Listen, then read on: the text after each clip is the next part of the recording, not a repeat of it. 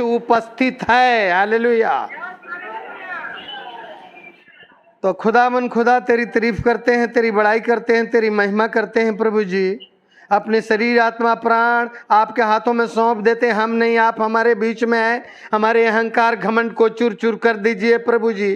पिता परमेश्वर, पूरे इस दुनिया को संसार को चलाने वाला संचालक परमेश्वर हैं आप दया करिए, तरस खा लीजिए प्रभु जी। जितने लोग पिता परमेश्वर दुखी हैं उनको उठाइए, खड़ा करिए। जितने लोग बीमारी हालत में उनको चंगा करिए प्रभु जी, शिफा दीजिए। Praise God name of Jesus. Hallelujah. प्रभु जी आपसे सब कुछ संभव है, असंभव को भी संभव करने वाला आप ही हैं प्रभु जी। एक सप्ताह प्रभु जी आपने बचा के रखा, इसके लिए हम आपके धन्यवादी हैं प्रभु जी। प्रभु जी नया आपने सप्ताह को दिखाया है, पवित्र दिन आपने हमको नियुक्त करके दिया है, इसके लिए भी हम धन्यवादी हैं प्रभु जी। पिता परमेश्वर आज का अर्ज, आज का विनती, आज का रिक्वेस्ट प्रभु जी सुन लीजिए, स्वर्ग से आशीष दीजिए प्रभु जी। और पिता परमेश्वर हम पंजाब के लिए, यूपी स्टेट के लिए, पूरे प्रभु जी हिंदुस्तान के लिए, पूरे संसार के लिए प्रार्थना करते हैं। सबको आशीषित करिए। आपको कोई जानता हो ना जानता हो, लेकिन आप सबको जानते हैं। खुदावन खुदा उठाइए और खड़ा करिए प्रभु जी, और सबकी मन की इच्छा को पूरी करिए। मुँह मंगा वरदान दीजिए प्रभु जी। आपसे सब कुछ संभव है। असंभव को संभव करने वाला, ना को हाँ में बदल देने वाला आप ही हैं प्रभु जी, और कोई दूसरा नहीं। पिता परमेश्वर दया करिए, तरस खा लीजिए, सारी ज़रूरतों को पूरा करिए। कोई कमियां कटियां ना होने पाए प्रभु जी, आप तरस खा लीजिए प्रभु जी। मदद करिए, मदद करिए। मददगार परमेश्वर आप ही मदद करने वाला सामर्थी परमेश्वर है। आप पूरे जगत से प्रेम किया है प्रभु जी। अपना एकलौता पुत्र आपने बख्शा है प्रभु जी। हमारे पापों को क्षमा के लिए प्रभु जी उसको बलि कर दिया, और प्रभु जी उसके द्वारा हमको रिहाई मिल चुकी है प्रभु जी। और पिता परमेश्वर हमको समझ की बुद्धि दीजिए, हम समझ सके प्रभु जी, और उस वचन को लागू कर सकिए प्रभु जी। आपकी दया, आपकी कृपा, आपकी अनुग्रह हमेशा होती रहे। सारी आदर महिमा मान सम्मान आप ही को दे देते हैं। आपने दुआ सुना है, इसके लिए धन्यवाद करते हैं प्रभु जी। दुआ यीशु नासरी के सामर्थी नाम से मांगते हैं, आमीन। हालेलुया। प्रभु आप लोग को आशीष दे। आप लोग दूर दूर से चल के आए हैं, इस जो है मौसम में, जो गर्म मौसम है, धूप वाला मौसम है, गर्मी का समय है, इसलिए प्रभु ढेर आशीष देगा आप लोगों को आज। हालेलुया। हाँ, क्योंकि जब आप लोग मन साफ रखेंगे तो परमेश्वर आप लोग को आशीष देगा कि नहीं देगा? वो महान परमेश्वर है। आपको केवल विश्वास करने हैं। विश्वास के द्वारा सब कुछ हो सकता है। चाहे किसी भी मजहब में, किसी भी जाति में, किसी भी धर्म में यदि आप जाते हैं, आप विश्वास करते हैं तो आपको प्रतिफल मिलता है। हालेलुया। तो बताइए, जाना विश्वास करना, वहां भी विश्वास करके आप पत्थर को हटा सकते हैं, तो जीवित परमेश्वर के सामने का आके क्यों नहीं आप प्रतिफल पा सकते हैं? हालेलुया। तो आइए आज सुलेमान के बुद्धि के 4 रहस्य के बारे में जानेंगे। क्योंकि आप लोगों को पता है कि पूरे संसार में जो है बाइबल में लिखा हुआ है, और बाइबल बताती है, बाइबल इसको खुद को एक्सप्लेन कर रही है कि संसार में सबसे बुद्धिमान जो था वो सुलेमान था। हालेलुया। क्योंकि सुलेमान ने परमेश्वर को दर्शन दिया था, और दर्शन दे करके कहा कि यदि जो है तू आज जो कुछ भी चाहता है तू मुझसे मांग ले। तो सुलेमान जो है बहुत होशियारी से बुद्धि मांगा। क्या मांगा? बुद्धि मांगा। क्योंकि जिसके पास बुद्धि है उसके पास सब कुछ, हर चीज उसके पास अवेलेबल है। हालेलुया। तो आइए देखेंगे सुलेमान के बुद्धि के 4 रहस्य के बारे में। तो देखते हैं आज हम। आपने ऐसे बहुत सारे लोगों के बारे में सुना होगा जो जीवन में सब कुछ पाकर भी कभी संतुष्ट नहीं होते, और एक ऐसे ही व्यक्ति थे राजा सुलेमान। राजा सुलेमान महान राजा दाऊद के बेटे थे, और सुलेमान इस पृथ्वी पर 80 साल जीवित रहे और उन 80 सालों में उन्होंने नाम, धन, दौलत, पावर और दुनिया की हर एक अच्छी से अच्छी वस्तुओं का आनंद उठाया, लेकिन उन्हें कभी भी संतुष्टि नहीं मिली और फिर उन्होंने कहा कि सब कुछ व्यर्थ है।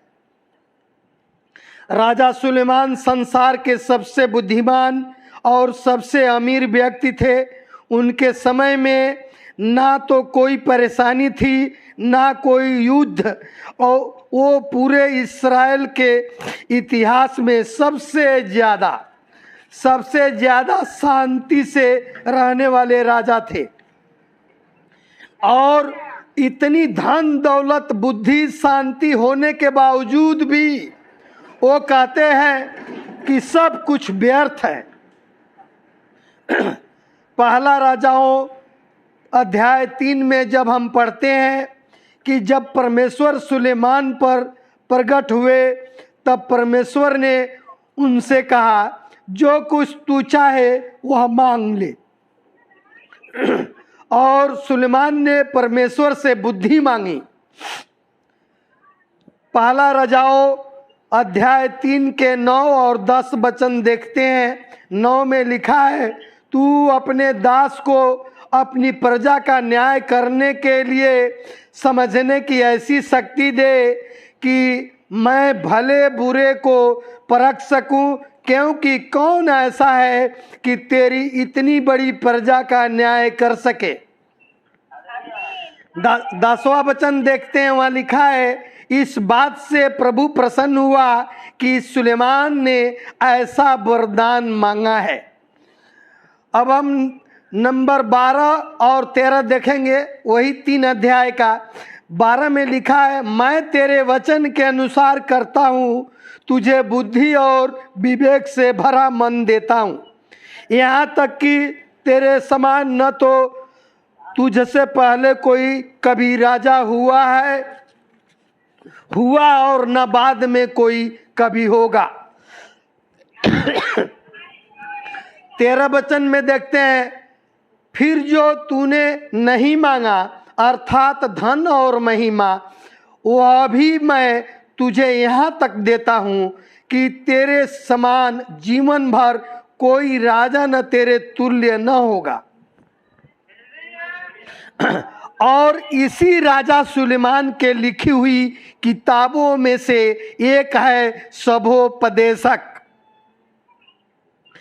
चलिए आज हम इसी सबोपदेशक के किताब से कुछ लाइफ चेंजिंग बातें जानते हैं, जो किसी के भी जीवन को बदलने के लिए जरूरी है। Number 1, we were made for more. संसार से भी बढ़कर कुछ है जिसके लिए हम रचे गए थे। संसार शरीर के लिए और शरीर आत्मा के लिए और आत्मा परमेश्वर के लिए बनी है। ये सभी चीज़ें एक दूसरे से जुड़ी हुई है। ये सभी चीज़ें एक दूसरे से जुड़ी हुई है और एक दूसरे के बिना अधूरी है। लेकिन आज ज़्यादातर लोग आत्मा और परमेश्वर को भूलकर सिर्फ और सिर्फ संसार पर फोकस कर रहे हैं।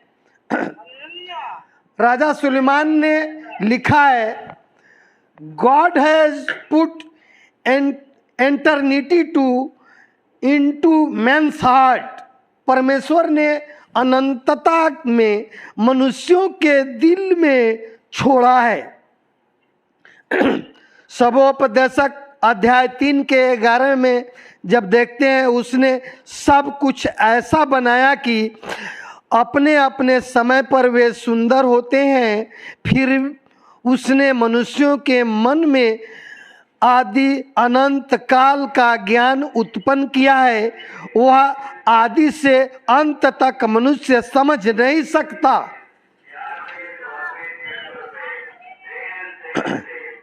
वो जो परमेश्वर की छाप है वो हर एक व्यक्ति के अंदर है।